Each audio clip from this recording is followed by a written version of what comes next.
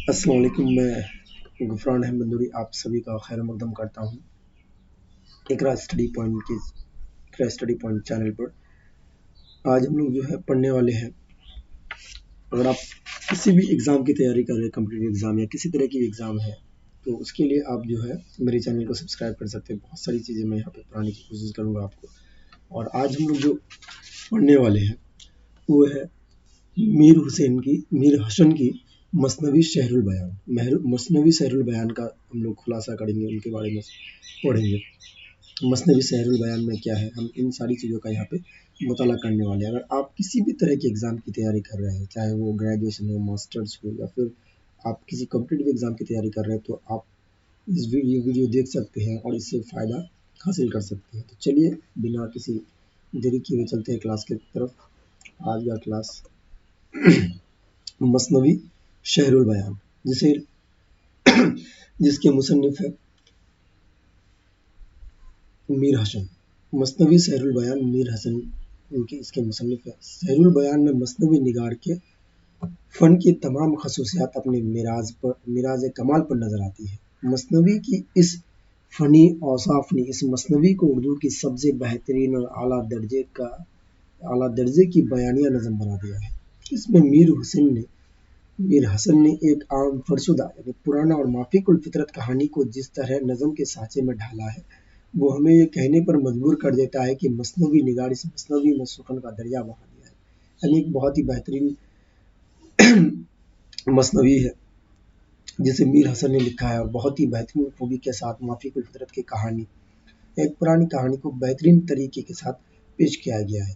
مثنوی شہر البیان کا بنیادی موضوع وہ کہانی ہے جس میں مرکزی کردار یعنی مین جو کیریکٹر ہے وہ ہے بے نظیر اور بدر منیر کی عشقیہ معاملات کی تفصیل و جزئیات کو پیش کیا گیا ہے۔ یعنی ایک مثنوی شہر البیان ہم بول سکتے ہیں کہ مثنوی شہر البیان جو ایک اس کی داستان ہے جسے مثنوی کی طرح پیش کیا گیا ہے۔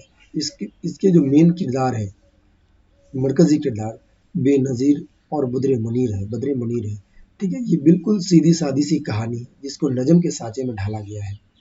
اس مثنوی میں مثنوی نگار میر حسن کا جو سب سے بڑا کمال ہمیں دیکھنے کو ملتا ہے وہ یہ کہ اس مثنوی کو تمام قارئین اردو کو اسے بار بار پڑھنے کا جی چاہتا ہے، اور ہر بار پڑھنے کے بعد ایک نیا لطف کاری محسوس کرتا ہے۔ یعنی جب بھی آپ اس مثنوی کو پڑھتے ہیں تو اس مثنوی کو پڑھنے کے بعد جتنی بار آپ پڑھیں گے تو اس کو لگے گا کہ آپ پہلی بار پڑھ رہے ہیں، اور اس میں بڑا لطف اندوز کے ساتھ آپ پڑھیں گے اور پڑھنے کو بار بار جی بھی چاہتا ہے۔ ٹھیک ہے، گویا یہ کہ یہ مثنوی وہ چاشنی ہے جسے بار بار کھانے کے بعد بھی اس کا ذائقہ کبھی ختم نہیں ہوتا ہے۔ یعنی کہ یہ جتنی بار کھائے، اگر آپ کوئی چیز اگر ریگولرلی کھا رہے ہیں یا ریگولرلی کسی کام کو کر رہے ہیں تو ایک وقت ماننے کے بعد آپ اس سے اگتا جاتے ہیں یا وہ کام کو کرنے میں مزہ نہیں آتا ہے۔ لیکن یہ مثنوی اس انداز میں اس کو لکھا گیا ہے کہ اسے پڑھ کے بار بار جتنی بار آپ پڑھیں گے اتنی بار آپ کو اچھا لگے گا یا پڑھنے کو جی چاہے گا۔ خلاصہ اس کا تفصیلی جائزہ ہم لینے کی کوشش کریں گے۔ کہانی یہ ہے کہ کسی شہر میں کوئی بادشاہ تھا۔ اس میں جو ہے شہر البیان میں، مثنوی شہر البیان میں جو پوری طریقے سے جس چیز کو بیان کیا گیا ہے، میں یہاں پہ ڈیٹیلز میں پڑھنے والے ہیں۔ کہانی یہ ہے، اس کہانی میں کیا بتایا گیا کہ کسی شہر میں کوئی بادشاہ تھا۔ اس کی جو حکومت تھی دور دور تک پھیلی ہوئی تھی۔ بادشاہ ہوگا تو ظاہر سی بات ہے کہ حکومت ایک بڑے علاقے پر بھی ہوگا۔ نہ جانے کتنے ممالک کے بادشاہ نے خراج کا مطلب ہوتا ہے مال گزاری، جو ٹیکس بولتے ہیں نا، پیش کرتے تھے۔ ٹھیک ہے، اس کی حسمت بوزاہ اور مال شان و شوکت ٹھاٹ باٹ کا کوئی ٹھکانا نہیں تھا۔ بادشاہ ہے تو امید ہے کہ پورے علاقے میں مال دولت کی کمی نہیں ہوگی۔ ٹھیک ہے، پورے سلطنت میں امن و امان اور عافیت کا دورہ تھا۔ پیسہ ہوگا اور بہت ساری چیزیں ہوں گی تو آٹومیٹکلی یہ چیز ہے کہ لوگ، وہاں کے جو لوگ ہیں، عوام ہے، وہ خوش ہوں گے۔ ہنر مندوں کی جم گھٹی تھی، عیش و عشرت کی گرم بازاری تھی، لیکن افسوس بادشاہ لاول تھا۔ لاول کا مطلب ہوتا ہے جس کا کوئی بیٹا نہ ہو۔ یہ افسوس ظاہر کرتے ہوئے یہ بیان کیا گیا ہے کہ بادشاہ جو ہے لاولد تھا، یعنی اس کا کوئی بیٹا نہیں تھا۔ جس باش وہ فقیری و درویشی اختیار کرنا چاہتا تھا، اسی وجہ سے اس کو لگتا تھا کہ جب کوئی کچھ ہے نہیں، میرا کوئی وارث ہی نہیں ہے، تو پھر یہ سب چیز کیا کروں گا کیا؟ تو اسی لیے وہ ایک وقت آنے کے بعد سوچا تھا کہ میں جنگل کی راہ اختیار کر لوں گا، گھر بار چھوڑ دوں گا۔ پھر کچھ وزیروں کے مشورے پر منظوموں کو بلایا گیا۔ منظوم بولتے جو تاریخ کی پیشن گوئی کر کے جو ہے بتائے کہ آپ کا فیوچر کیسا ہونے والا ہے. جیسے ابھی بتاتے نا، جیسے جوتش بولتے ہیں شاید، ٹھیک ہے، جو فیوچر بتاتا ہے. تو اس وقت بھی ان چیزوں کا رواج تھا، ٹھیک ہے. اور منجموں نے خوشخبری سنائی کہ بادشاہ کے یہاں جلد ایک بیٹا پیدا ہونے والا ہے. خوشخبری یہ سنائی جب وہ آئے، منجموں کو بلایا گیا. ان لوگوں نے جب دیکھا کہ دیکھ کے بتایا کہ ان کے گھر میں ایک جلد بیٹا پیدا ہونے والا ہے. منجموں نے ساتھ میں یہ بھی بتایا کہ 12 برس تک یعنی 12 سال تک اس کی حفاظت ضروری ہے.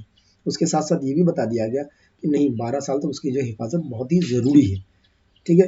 نجومیوں کے بعد بات درست ہوئی اور 1 سال کے اندر بادشاہ کے یہاں لڑکا ہوا، جس کی تحفظ کے خاطر ایک محل بادشاہ نے بنایا. جیسا کہ بولا تھا، نجومیوں نے بولا تھا، ویسا ہی ہوا.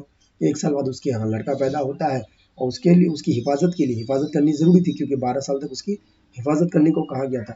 اور اس کے لیے ایک الگ گھر بنایا گیا. جب بادشاہ کا لخت ذکر 12 برس کا ہونے والا تھا، عین اس سے چند گھنٹے قبل اس گمان میں کہ اب وہ 12 برس کو ہو گیا ہے، محل کے چھت پر چاندنی رات کا مزہ لینے کے لیے چھت پر سو گیا. اور ہوا گیا کہ 12 سال پورا ہونے والا تھا، اس سے بس ایک رات پہلے ہی جو ہے وہ کیا ہوا، چاندنی رات کا مزہ لینے کے لیے اپنے گھر کے چھت کے اوپر چلے جاتا ہے. چھت کے اوپر سو گیا. اتفاق اسی سمت سے پرستان کی پری ماہ رخ کا گزر ہوا، اور اسی راستے سے جو ہے پرستان کی پری ماہ رخ کا گزر ہوا، اور اس کی نظر شہزادے پر پڑی.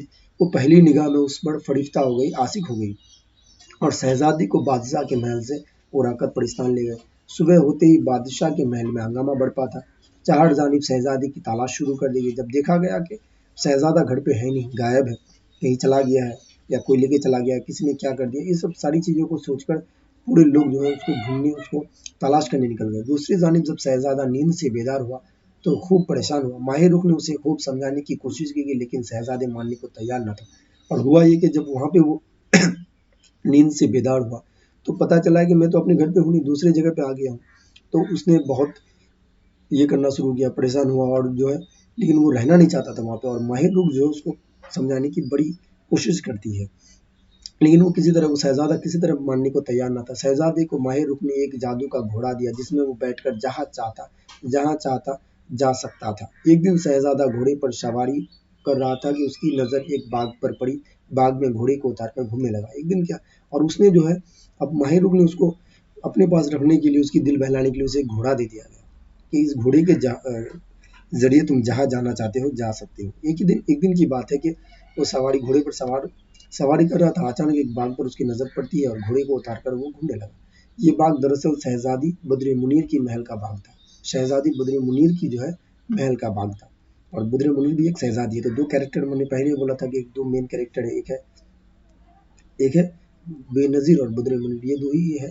تو یہاں پہ شہزادی کی باغ میں وہ دراصل بدر منیر کی باغ میں پہنچ جاتا ہے. اور اسی وقت وہ بھی گھومنے آئی تھی، اور جب یہ پہنچتے تو اسی وقت بدر منیر بھی وہاں پہ گھومنے آتی ہے. اتفاقاً ان دونوں کی نظریں ملی، اور دونوں کو ایک دوسرے سے پیار ہو گیا. اور دونوں کو کیا ہوتا ہے، ایک دوسرے سے پیار ہو جاتا ہے. اور باضابطہ دونوں کی ملاقات کا سلسلہ شروع ہو گیا، اور ہر روز وہ آپس میں ملتے ہیں، باتیں کرتے ہیں. جب ان دونوں کی ملاقات کی خبر ماہ رخ پری کو ملی تو اس نے شہزادے بے نظیر کو قید کر لیا. اور جب بھی پتا چلا ماہ رخ پری کو کہ یہ جو ہے بدر منیر سے ملنے جاتا ہے تو پتا چلا کہ اس کے بعد اس کو قید کر لیا گیا، شہزادہ بے نظیر کو. ٹھیک ہے. شہزادی کی سہیلی زوگن کا روپ دھار کر شہزادی کی تلاش کو نکلی. ٹھیک ہے. شہزادی کی سہیلی کون سے شہزادی کی سہیلی؟ بدر منیر کی سہیلی جو ہے زوگن کا روپ دھار کر شہزادی کے تلاش کو نکلی، اور اپنا دل فیروز شاہ زنوں کا شہزادہ کو دے بیٹھے. بعد ازیں دونوں نے مل کر شہزادے کو ماہ رخ کی قید سے آزاد کرایا. ان دونوں کی شادی ہوئی اور شہزادہ واپس ہوا.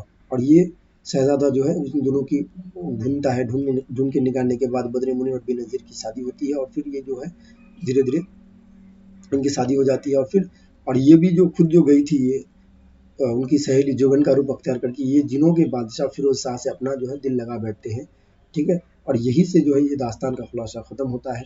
اگر اچھی لگے آپ کو، اگر میرا پڑھانے کا طریقہ اچھا ہے، یا اگر میں صحیح پڑھا پا رہا ہوں آپ کو، اگر آپ کو لگتا ہے کہ اس سے آپ کو فائدہ ہو رہا ہے، تو آپ چینل کو سبسکرائب کریں، لائک کریں ویڈیوز کو، تاکہ میں اور اس طرح کی ویڈیوز آپ کے لیے لے کے آ سکوں. اور تب تک کے لیے آج کا یہ کلاس یہیں پہ ختم کرتے ہیں، اختتام کرتا ہوں. السلام علیکم، آداب.